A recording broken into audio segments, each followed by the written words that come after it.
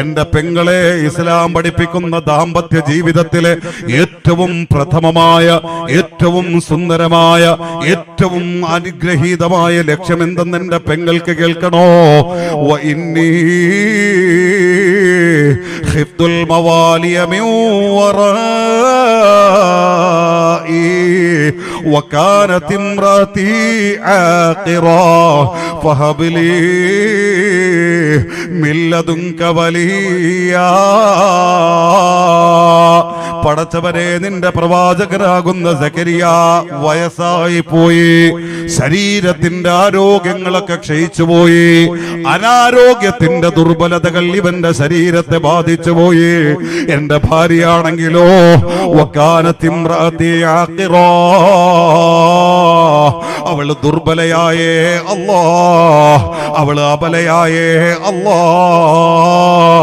ഒരു ഗർഭധാരണത്തിലുള്ള ഒരു തരത്തിലുള്ള ശേഷിപ്പുകളും കഴിവുകളും അവളുടെ ശരീരത്തിനോ ഗർഭപാത്രത്തിനോ ഇല്ല അല്ലാ. അത്തരത്തിൽ വയോധികതയുടെ പടവുകൾ അവള് താണ്ടിപ്പോയി തമ്പുരാന്. ഇപ്പോഴും ഈ സക്കരിയ എന്ന നിന്റെ പ്രവാചകന് നിന്നോട് ചോദിക്കാനുള്ളത്, ഗർഭപാത്രത്തിന്റെ ഉള്ളറകളിൽ അത്ഭുതത്തെ സൃഷ്ടിക്കുന്ന റബ്ബേ, ഫഹബിലി മിൻ ലദുൻക വലിയാ,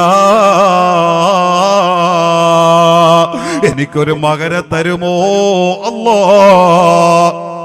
എനിക്കൊരു കുട്ടിയെ തരുമോ അല്ലാ, എനിക്കൊരു പൊന്നുമോനെ തരുമോ അല്ലാ, ഫഹബിലി മിൻ ലദുൻക വലിയാ. നല്ല സ്വാലിഹീങ്ങളുടെ ഗുണമുള്ള, നല്ല വിവേകമുള്ള, തഖ്വയുള്ള, നല്ല മനസ്സുള്ള നല്ലൊരു മകന് നീ എനിക്ക് തരുമോ അല്ലാ. സക്കരിയ നബി എന്ന പ്രവാചകന്റെ പ്രാർത്ഥന, പ്രിയപ്പെട്ടവരെ, ഒരു ദിവസത്തെ 2 ദിവസത്തെ പ്രാർത്ഥനയല്ല, അല്ലാഹുവിനോട് യാചിച്ചു കൊണ്ടിരുന്ന പ്രാർത്ഥന. ഭൂമിയിലെ ഏറ്റവും വലിയ സൗഭാഗ്യം അതാ പ്രിയപ്പെട്ടവരെ.